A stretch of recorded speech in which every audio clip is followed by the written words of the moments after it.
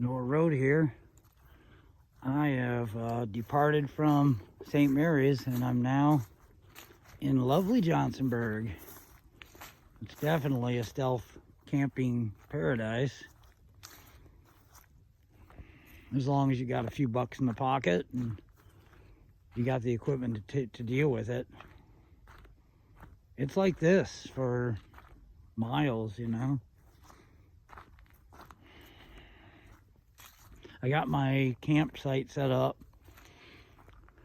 It's getting dark fast, unfortunately. I wish I had a little more daylight to enjoy. It took me about an hour to set my camp up.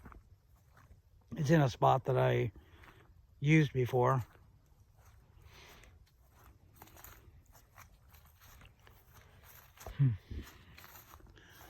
I'm really happy to be here. I just wish this night was not going to be so long. I don't want to go back to my tent before 9 o'clock or something. And this problem with that is there's always a chance you can kind of lose your camp and wander around and everything. But to prevent that from happening, I laid some pretty substantial branches that you could see really easy with a small flashlight, you know, that guide me in like a trail back to my tent, so it shouldn't be too bad. This is my first time trying the horizontal. I keep forgetting, you know. I do like it. I gotta start using this. But this is lovely, Johnsonburg. It's up in the hills above the town. It's not too far from town either. It's probably about, really it's just a couple of blocks from where the houses kind of start.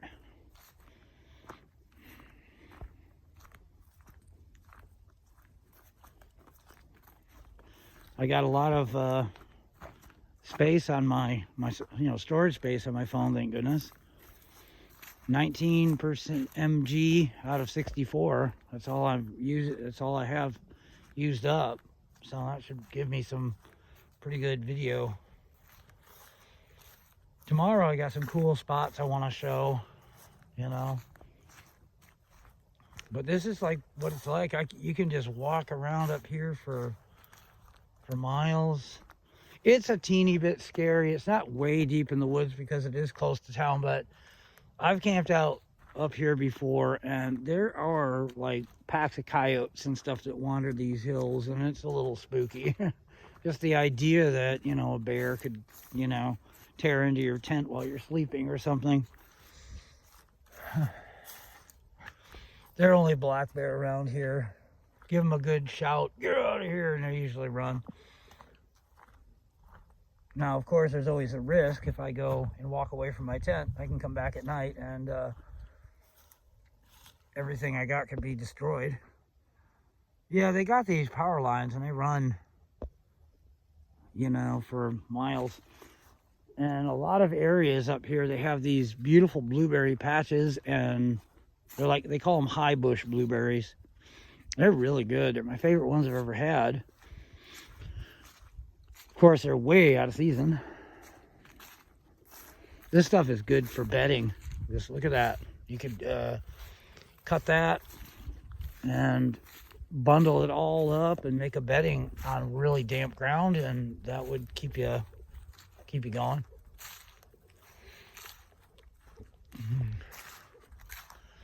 I don't know how much cell phone reception I'm getting for uploading videos.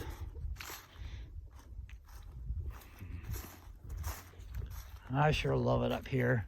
Just listen to the silence. It's a little bit of traffic noise, you know. But other than the traffic noise way in the distance, it's really nothing. I kind of want to find what I want is to get closer to town and to be closer to one of these trails. I'm a little bit off the trail. I'd say about 200 yards, which makes it risky for me to go and wander off and enjoy an evening walk as I'm doing now, you know. I got to cut through the woods, and I've got to, you know, remember where things are and stuff. They had ferns, the green ferns, still, you know, up on the hill where I was at. The ground was pretty damp because there has been some on and off rain. There was some snow, so that's not going to be good for sleeping on. They didn't have any of this. If they had that, I would have used that as bedding. But they were like where I'm at, they didn't have this. I'm about maybe 15-minute walk from here. But they did have the ferns, and I'm surprised they were still green. They were, you know, flat on the ground and stuff, but they were still green. So I went around with my little folding camping saw and clipped a little bedding of them. Not a real good bedding, but enough to get through the night. I'm hoping on really enjoying tomorrow. I think it's going to be pretty good weather for the next 2 days. I'm really optimistic and hoping that it is. The little tiny bit of exercise I did, I could feel it in my muscles, because I really spent a lot of time recovering from, I don't know, just being, I think, chronic fatigue, and I think I overtrained. Nobody comes up here much. I think this belongs to the lumber company still. I don't know if they sold it. But it used to, anyways, belong to the lumber company. And they never bothered anybody for coming up here. They didn't want people to ride motorcycles and stuff, but, you know, to ride a mountain bike, or me walking around, or somebody taking a cross-country run, yeah, they had no problem with that. Way back. Lots of springs up here. I think that's something that I'm really looking forward to putting on video. Spring water. It's really a lot of fun. And the town itself I really like this town. This is the best stealth camping I ever have, I've ever been. This is my favorite place. I really am so glad to be out of St. Mary's. I think I was kind of cracking up and just getting, you know, stir crazy.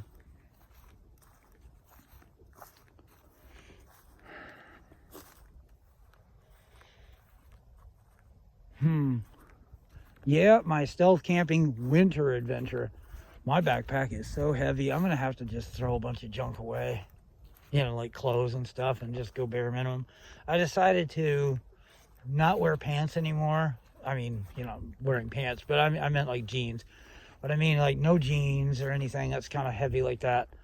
And I just am looking to wear only sweatpants, and I have 2 pairs. And then I have a pair of shorts on, and I pull the sweatpants over the shorts, and that's just going to be it, because it's light. One gets wet, I got a second pair. And I have a little rain gear.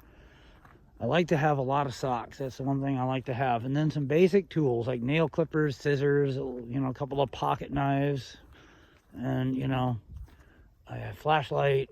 Definitely one of those camping saws. I recommend going to the garden section. All the camping saws that I've gotten in the last 10 years probably or more from the camping section, they always fall apart. I don't know why. They just, you beat them up, you know, because you kind of swat certain things like picker bushes and things to get through, and you might have to use it like a machete or something, and it just beats them up, and they just flop and fall. The blade falls off the handle. That's happened. Probably the last 2 or 3 I got, and I never got another one from the camping section of Walmart. I go to the gardening section and get usually Fiskars if I can't find something better. See how they got these like cool like roads that just kind of go off into the woods. You could take this all the way to St. Mary's. I mean, it depends on where you go, and you got to meander a little bit, but you could stay in the woods for easily 5-6 miles, certain directions, like this. And like I say, the right time of year, you got lots and lots of raspberries and lots of high bush blueberries.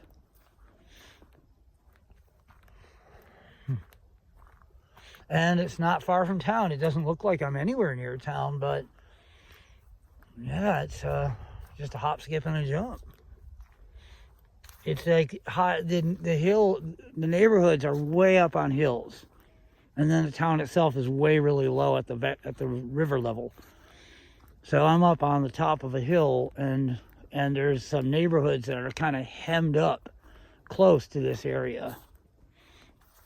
And all you have to do is go the right direction, and you just kind of go down into these streets, and you're up in the hills, and then you gradually go down. It's like really steep, pretty hills, like San Francisco or something. And then you go down to the flat part, and that's where there's like a grocery store. It's not much. It's a pretty small town, but it's really cute. It's got this really big paper mill in the middle, and I think it's neat looking. It adds, to me, it's kind of charming because it's it has that industrial kind of look in the middle of all of this incredible wilderness, and it's just such a interesting contrast. It's very photographic or photogenic, you know. It really appeals to the look. The looks appeal to me. The aesthetics of the town is really cool, even if there's some areas where houses are kind of dilapidated and stuff. It's something about it. It's really cool around here. And up here in the hills, boy, they got some really nice springs. Yep. I've been around this area for a long time. Nobody else is homeless around here but me. Sorry about that. I'm just getting used to the horizontal. So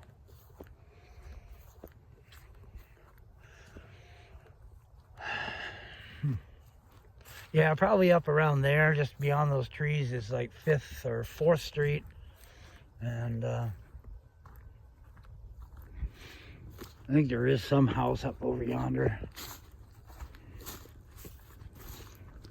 Well, I guess that's, I'm set up, and I'm going to start my little camping routine here. I'm going to really relax and enjoy being, I needed to get away from St. Mary's. The energy there was really getting to me. The only thing I am really going to miss about it is the constant access to electricity. You know, I either had my friend or the gym, and I got 5 fully charged battery packs. That's really good.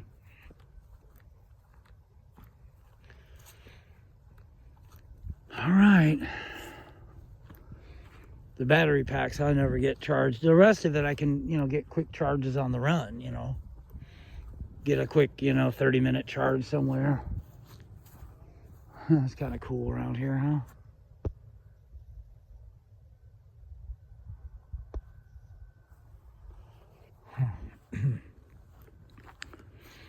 All right.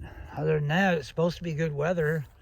And I think this is at least what I used to call, when I was a kid, we used to call it the Indian summer. It's just a really lovely stretch of weather. Sometimes it's short and disappointing, but almost every year there's what they call that Indian summer. And I think we're coming into that. I think that's what I'm going to get here.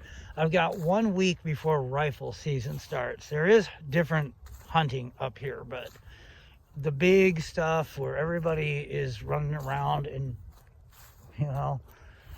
is the rifle for deer, which starts Friday. So I'm going to probably be out of here Thursday or Wednesday or something.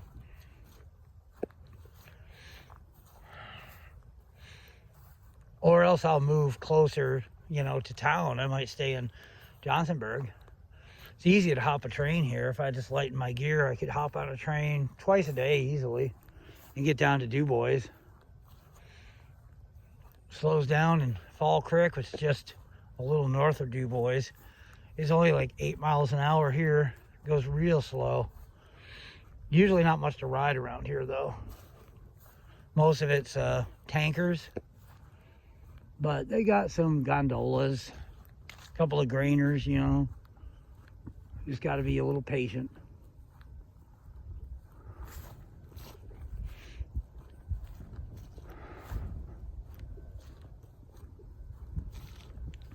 I'm almost to the spring. That's somebody's house over there. Kind of hemming into the woods. That's like the first kind of house.